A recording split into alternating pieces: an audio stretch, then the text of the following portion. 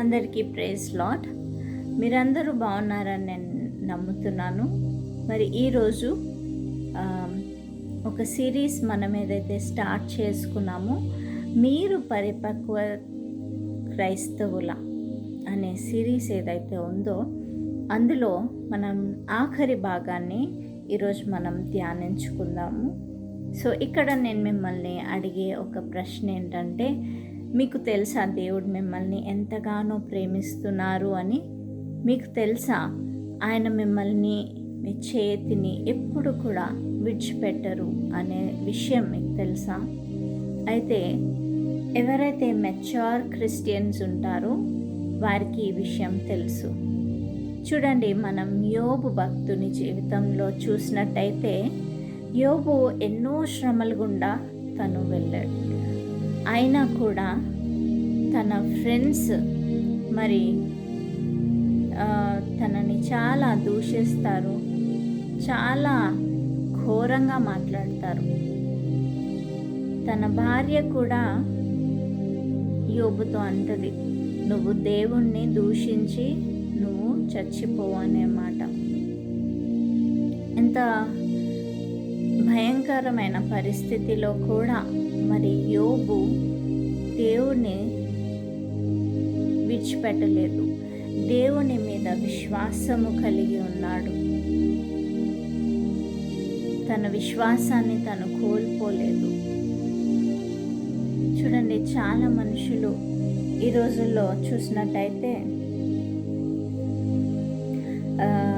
యోబు గ్రంథంలో 13వ అధ్యాయంలో 15వ వచనం మనం చూసినట్టయితే, అక్కడ యోబు భక్తుడు రాస్తున్నాడు, ఇదిగో ఆయన నన్ను చంపినను నేను ఆయన కొరకు కనిపెట్టుచున్నాను.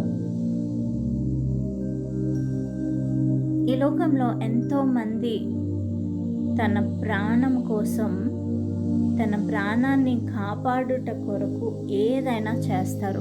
మరి ప్రాణం అంటే ఎంతో ఇష్టం. కానీ ఇక్కడ యోబు భక్తుడు ఏమంటున్నారు, నన్ను చంపివేసినా కూడా, దేవుడు నన్ను చంపివేసినా కూడా నేను ఆయన మీద విశ్వాసాన్ని కోల్పోను. అసలు ఎవరైనా అంటారండి ఈ మాటలు? మరి యోబు భక్తుడు ఎంతగానో విశ్వాసం కలిగి ఉన్నారు దేవుని మీద. తను చాలా దేవునిలో ఎదిగిన వ్యక్తి అని మనకు అర్థమవుతుంది.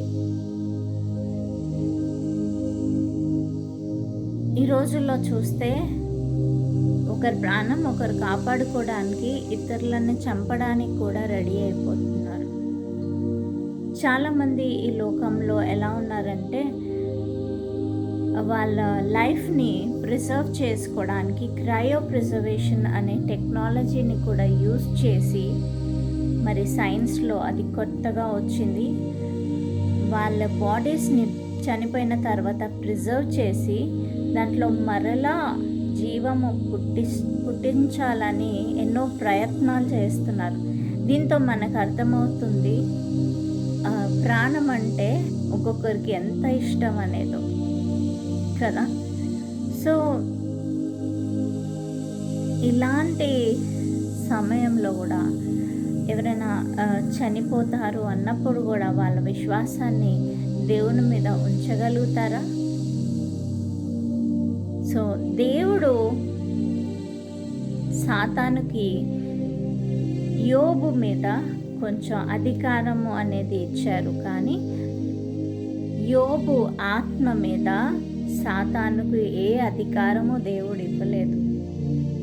యోబుకు సంబంధించినవన్నీ తీసుకోవడానికి దేవుడు అనుమతించారు, కానీ యోబు ప్రాణాన్ని తీయడానికి అనుమతి సాతానుకు ఇవ్వలేదు.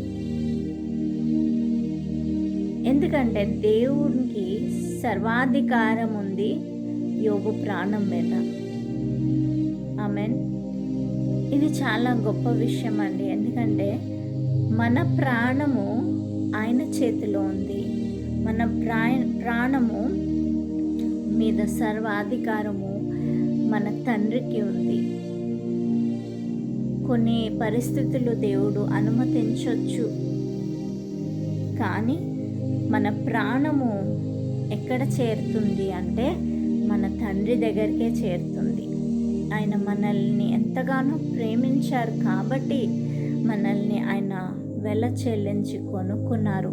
సో మన ప్రాణాన్ని మన మన ప్రాణాన్ని కంప్లీట్గా ఆయన ఓన్ చేసుకున్నారు.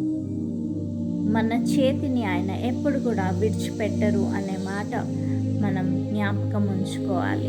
ఆమేన్. మన విశ్వాసమును ఆయన మీద ఉంచుకోవాలి. పరిస్థితులు ఏవైనా సరే మన విశ్వాసమును ఆయన మీద కోల్పోకుండా మన విశ్వాసంను జాగ్రత్తగా చూసుకుంటూ మనం ముందుకు సాగడానికి దేవుడు మనందరికీ అనుగ్రహించునుగాక. మరి ఈ సిరీస్ ఎండ్కి వచ్చేసాము.